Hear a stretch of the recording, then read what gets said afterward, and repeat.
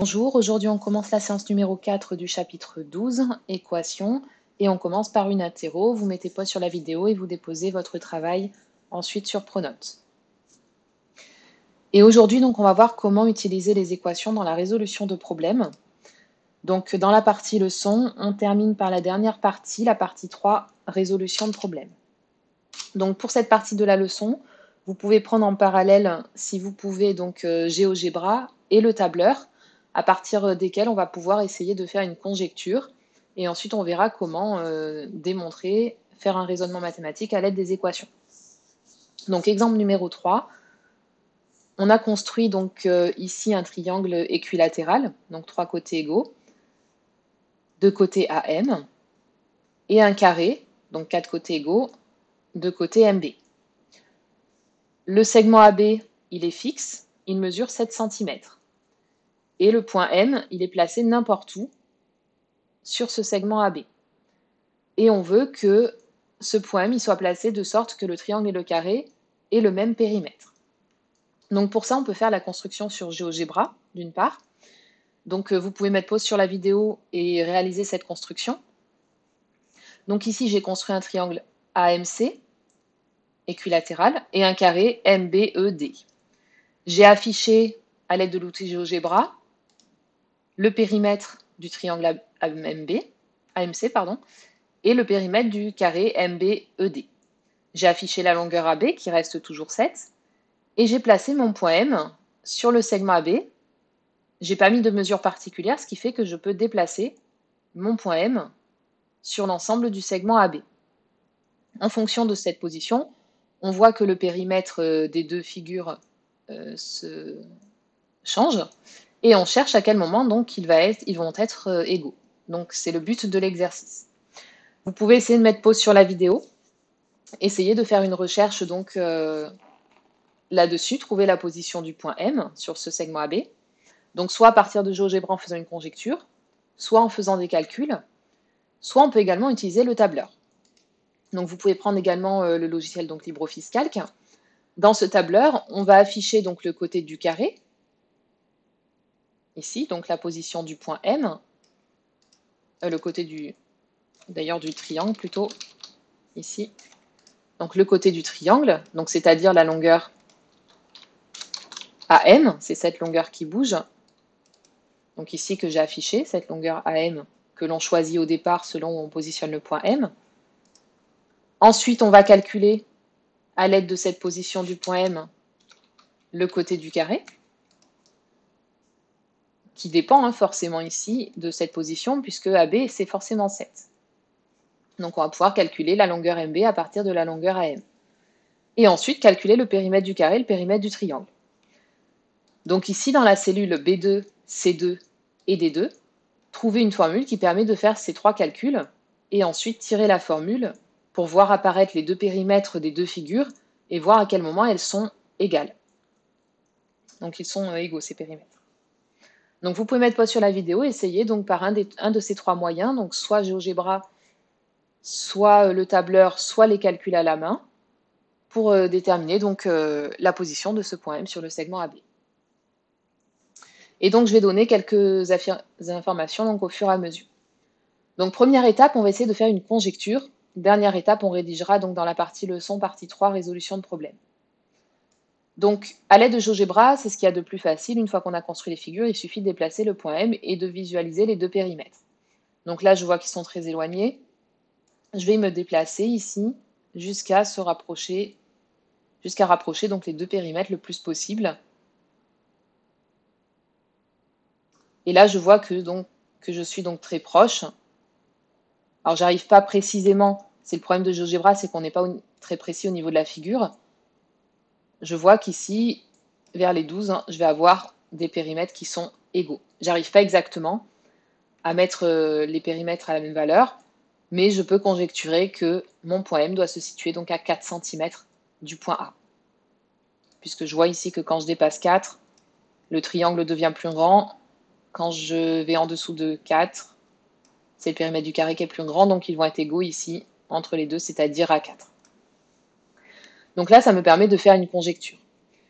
Je peux faire cette conjecture et qui va être un peu plus précise, puisque le tableur effectue des calculs.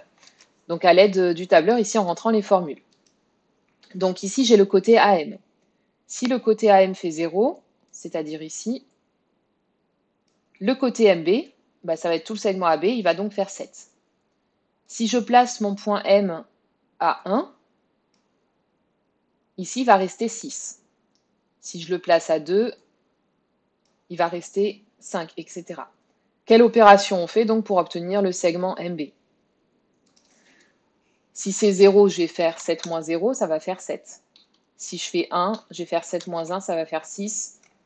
Si je mets AM égale à 2, je vais faire 7 moins 2, ça va faire 5, etc. En fait, je fais 7 moins la valeur AM. Donc ici, j'ai marqué égal 7, donc la totalité du segment AB, moins le côté AM, et je vais obtenir donc la longueur du côté du carré, c'est-à-dire, ici je vais l'afficher d'ailleurs, c'est-à-dire MB. Et je tire cette formule, la méthode de calcul est toujours la même, et je vais obtenir ici, donc je ne peux pas avoir AM plus grand que 7, hop. Et donc là j'obtiens le côté du carré du triangle. Et à partir de ces côtés, je vais calculer les périmètres. Les périmètres, c'est quand on additionne donc tous les côtés. Dans un triangle équilatéral, il y a 3 côtés identiques, donc on va faire 3 fois le côté. Dans le carré, il y a 4 côtés identiques, donc on va faire 4 fois le côté. Essayez donc de trouver la formule ici à l'aide des cellules. Mettez pause sur la vidéo et complétez ce tableur. Donc on commence toujours par égal. Le périmètre du carré, il y a 4 côtés, donc 4 fois. Et le côté, il est ici, B2. Et puis je tire ma formule. Pour le triangle, je fais 3 fois le côté, puisque c'est 3 fois le même côté. 3 fois le côté AM, c'est-à-dire ici A2. Et je tire ma formule. Et là, je peux visualiser, et là je tombe sur une valeur plus précise, à quel moment les périmètres donc sont égaux.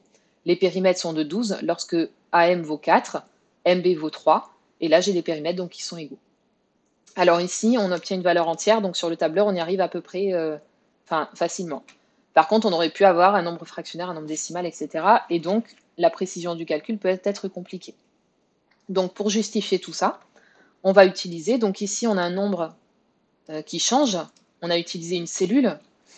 Et donc, on avait vu qu'on utilise une autre notion mathématique qui correspond aux cellules donc, dans un tableur. Ce sont les expressions littérales. Donc, plutôt que de noter ici A2, je vais choisir X comme valeur. Cette valeur AM change, on la note donc X pour représenter tous les nombres possibles. Donc c'est ce qu'on va voir dans la partie rédaction ici, de la partie en grand 3. Donc première étape, il y a un nombre qu'on ne connaît pas et que l'on cherche, on va donc choisir l'inconnu. Donc on va noter donc, le nombre qui change, c'est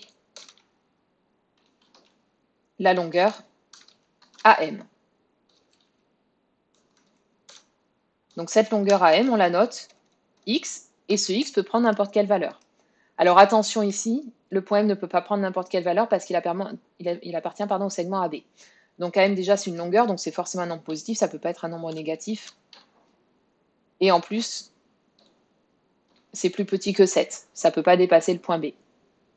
Alors ça peut être égal à 0 aussi par contre, si on le met sur le point A. Et ensuite, on va traduire donc chaque information, comme on a fait sur le tableur, ici. On va traduire donc chaque information à l'aide de cette valeur X, comme on a fait dans les formules ici. Donc l'étape numéro 2, essayez de traduire toutes les informations du problème. Donc à l'aide de X cette fois. Donc comme on a fait dans le tableur ici, vous pouvez vous appuyer sur les formules qui vont ressembler aux expressions littérales que l'on va donner. On va exprimer BM, que vaut BM, que vaut le périmètre du triangle, et que vaut le périmètre du carré. Vous pouvez mettre pause sur la vidéo et compléter donc ces 4 nombres. Alors attention, on ne va pas obtenir un nombre précis, mais quelque chose qui dépend de X, une expression littérale. Donc ici, pour BM, on a vu qu'on avait fait 7 moins A2. Donc ici, ça va être 7 moins la longueur AM, c'est-à-dire 7 moins X. Et ensuite, on calcule le périmètre du triangle. Donc, périmètre du triangle, c'est 3 côtés identiques. Donc, on fait 3 fois le côté AM et on remplace le côté AM, c'est x. On obtient donc 3x. Le périmètre du carré, c'est 4 fois le côté, c'est-à-dire MB. Et MB, on l'a exprimé juste au-dessus, c'est 7 moins x. Donc 4 fois 7 moins x, entre parenthèses, puisqu'on calcule d'abord le côté avant de calculer le périmètre. Et là, je peux enlever le fois, donc 4 facteurs de 7 moins x, et je peux même développer éventuellement. 4 fois 7, 28, 4 fois moins x, moins 4x. Et à partir de ça, je vais obtenir une équation. Donc on a le périmètre du triangle et le périmètre du carré. Ces deux périmètres, on veut qu'ils soient égaux. Donc entre ces deux expressions littérales, on peut écrire une égalité. Donc on traduit le problème en équation. Le périmètre du triangle égale le périmètre du carré. Donc écrivez cette égalité à l'aide des expressions littérales et essayez de trouver la valeur de x. Vous pouvez mettre pause sur la vidéo, on a déjà vu auparavant les équations. Vous pouvez essayer de la résoudre. Donc on remplace. Périmètre du triangle, c'est 3x. Et le périmètre, alors ici je vais marquer la forme, on n'était pas obligé de développer ici, on développera après. 4 facteurs de 7 moins x.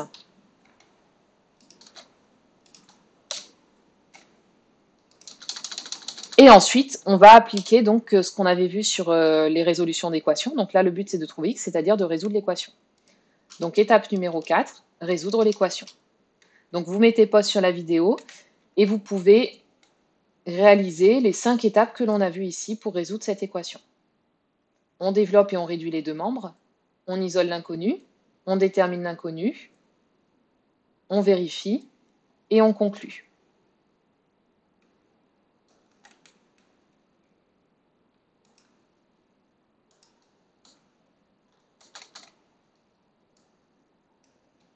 Donc on repart de l'équation 3x égale 7 moins 7 facteurs, 4 facteurs de 7 moins x.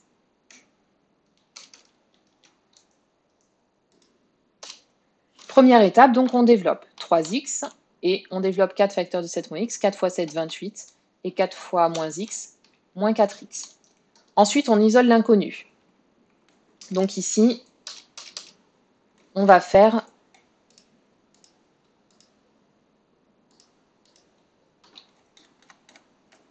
de chaque côté, on va faire en sorte qu'il n'y ait plus de x à droite. Donc là, il y a moins 4x.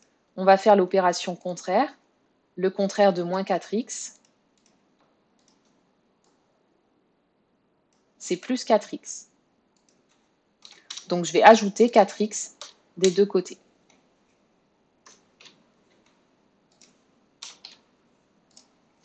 Et j'obtiens donc 3x plus 4x égale 28 moins 4x plus 4x. Comme j'ai fait la même chose des deux côtés, l'égalité reste vraie.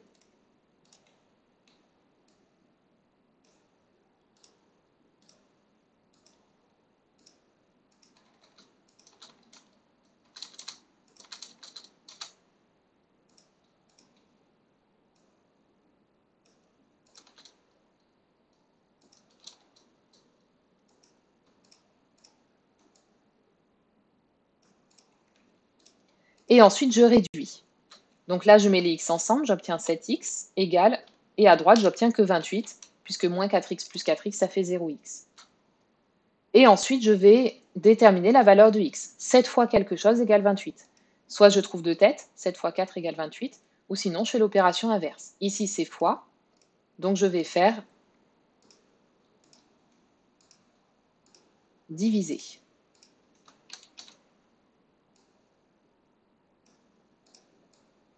Donc ici, je divise par 7. Il y a 7 fois x, donc je fais le contraire, divisé par 7. Et donc j'obtiens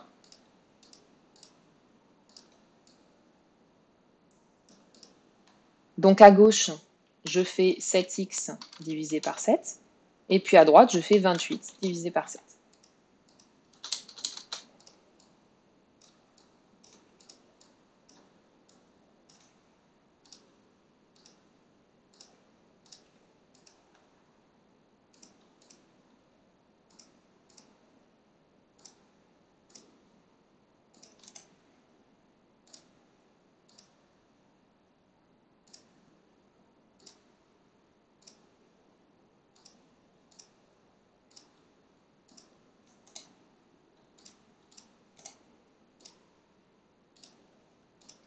Et donc ensuite, je réduis. 7x divisé par 7, on obtient x. Et 28 divisé par 7, on obtient 4. Et donc là, j'obtiens la valeur pour laquelle le périmètre du triangle est égal au périmètre du carré. Pour être sûr, je vais vérifier. Donc, je vais recalculer mon périmètre. Donc, pour x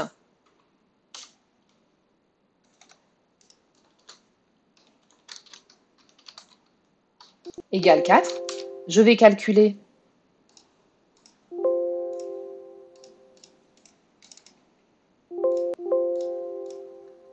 donc pour x égale 4, je vais calculer d'une part le périmètre du triangle, d'autre part le périmètre du carré.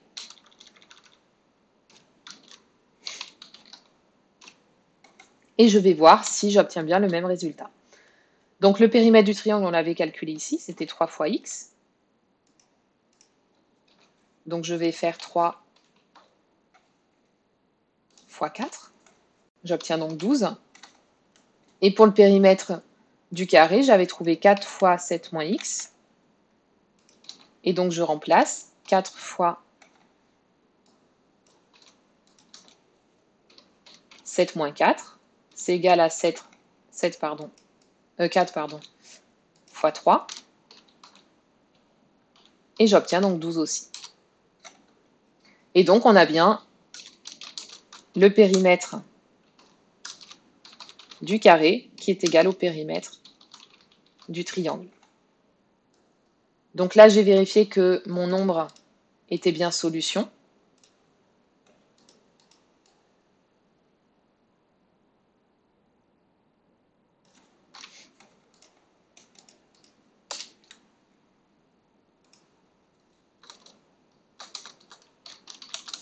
Donc ici, j'obtiens que 4 est la solution. J'ai vérifié que ça marchait bien. Et je peux conclure que les périmètres sont égaux si le point M est situé à 4 cm du point A sur le segment AB.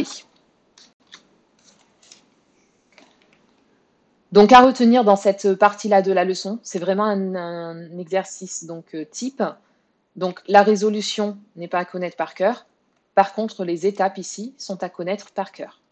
Il faudra toujours raisonner comme ça permet d'avancer pas à pas si on n'a pas la solution immédiate de la résolution d'un problème. Donc ces 6 étapes sont à connaître par cœur. Quand on est face à un problème, première étape, on choisit une inconnue. Deuxième étape, on traduit le problème à l'aide de cette inconnue. Troisième étape, on met le problème en équation, si c'est possible. Après, vous verrez plus tard qu'on peut traduire le problème autrement, à l'aide d'une équation par exemple, etc. Petit 4, on résout l'équation. Alors ici, on met en équation un problème lorsqu'il y a le mot égalité dans le problème, en fait. Sinon, on ne pourra pas utiliser des équations. Là, on parlait par exemple de périmètre, même périmètre. Donc là, il y a une égalité. C'est pour ça qu'on utilise les équations. 5e étape, on vérifie. 6e étape, on conclut sur le problème. Voilà, donc on va terminer cette séance par la correction des exercices. On va retravailler donc sur la résolution technique donc, des équations. Donc on va reprendre l'exercice numéro 3 et 4.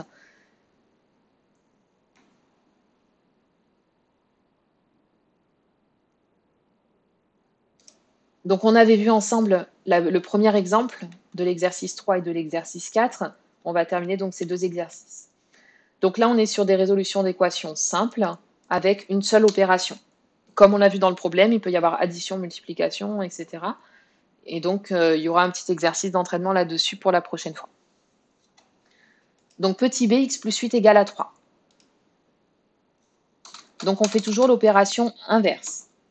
Ici, le but, c'est d'isoler l'inconnu, c'est-à-dire qu'il n'y ait plus d'inconnu. Donc là, il y a le plus 8. On va donc faire moins 8. X plus 8, moins 8. Et pour garder l'égalité, je fais la même chose de l'autre côté.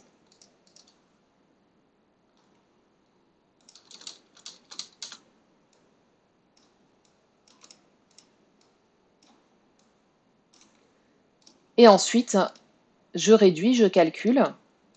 Plus 8 moins 8, ça fait 0.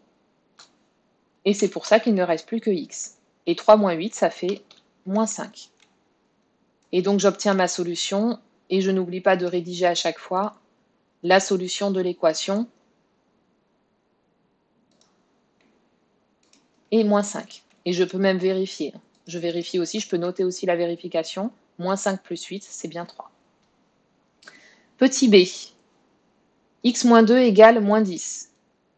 Ici, il y a moins 2. Je vais faire donc l'inverse, l'opération inverse, c'est-à-dire plus 2. Donc x moins 2 plus 2 égale moins 10 plus 2.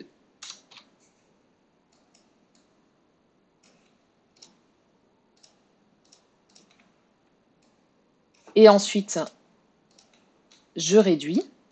Moins 2 plus 2, ça fait 0. Il ne reste donc plus que x. Et moins 10 plus 2, ça fait moins 8. Ensuite, je vérifie. Moins 8 moins 2, ça fait bien moins 10. Et donc, moins 8 est bien la solution de l'équation. Quatrième exercice, donc là, on était sur des produits. Donc, on fait l'opération inverse, ça va donc être une division. Donc, petit b, moins 6 fois x égale 36. J'ai fois moins 6, je vais donc faire diviser par 6. Moins 6x divisé par 6.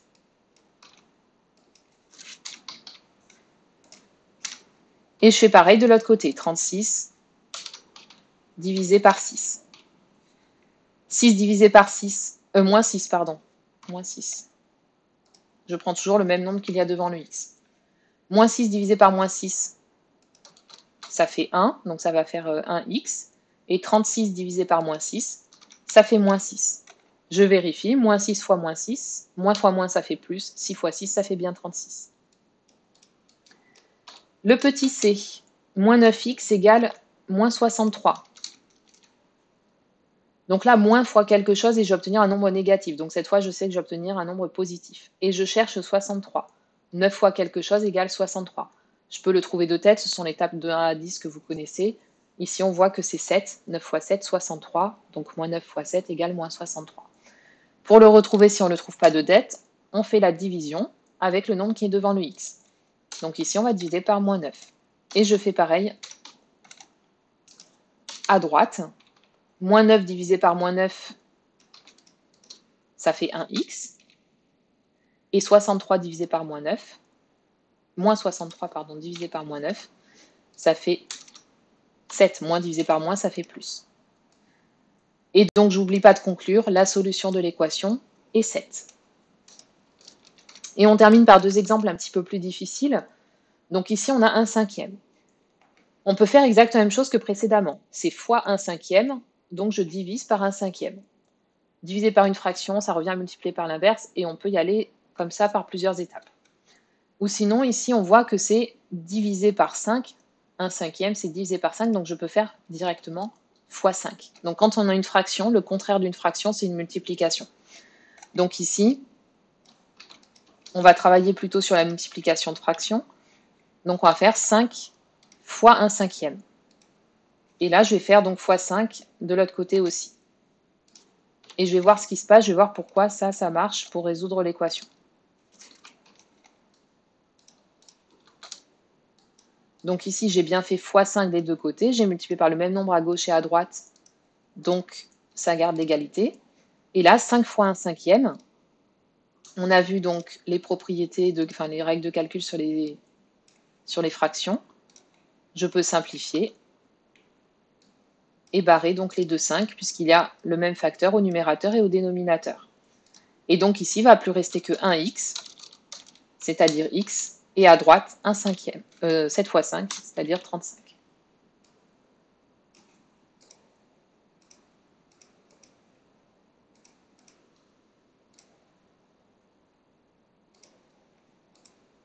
Et enfin, le dernier, 7 quarts de x égale à 21. Donc là, même chose, c'est 7x. Donc je vais faire le contraire, divisé par 7. Et là, c'est divisé par 4. Donc je vais faire fois 4. Divisé par 7 quarts. Donc là, en fait, on avait moins 6 fois x. Donc on a divisé par moins 6. Moins 9 fois x, on a divisé par moins 9. 7 quarts fois x, on devrait diviser par 7 quarts. Divisé par 7 quarts, ça revient à multiplier par l'inverse. Et l'inverse de 7 quarts, c'est 4 septièmes. Donc plutôt que de diviser, je vais marquer directement sous forme de multiplication 4 septièmes fois 7 quarts de x. Et je fais pareil de l'autre côté, fois 7 quarts aussi. Et là, l'avantage, c'est que je ne me retrouve pas avec de division de fractions et je peux directement barrer les facteurs communs. Donc 4 au numérateur et 4 au dénominateur. Donc 4 divisé par 4, ça fait 1. Et même chose, 7 divisé par 7, ça fait 1 aussi. Et donc finalement, il me reste 1x. Donc j'obtiens x. Et à droite, ici, même chose, on peut aussi simplifier. Donc là, il faut se souvenir de tout ce qu'on a vu sur les fractions aussi pour aller plus vite dans les calculs. 21 et 7 sont dans la même table. 21, c'est 7 fois 3. Donc ici, il va rester 3. Donc je vais obtenir 3 fois 4, 12. Et en bas, il ne reste rien. Donc je vais obtenir directement 12.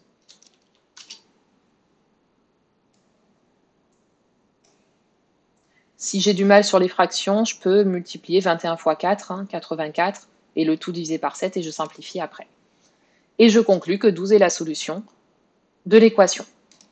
Voilà, on s'arrête là pour aujourd'hui. Donc pour la prochaine fois, vous allez travailler toujours sur la partie technique, donc résolution d'équations, avec l'exercice numéro 5, où là, il y a plusieurs opérations. Donc pour refaire cet exercice, vous vous reportez bien à la partie leçon, donc qu'on vient de faire. Donc ici, soit cette partie-là ici, résolution d'équations, ou sinon la partie précédente ici, avec les différentes étapes. Donc c'est exactement ça qu'il faut faire dans l'exercice ici, exercice numéro 5. Et puis vous aurez aussi un petit exercice sur la résolution de problèmes pour appliquer ce qu'on vient de voir aujourd'hui avec les différentes étapes.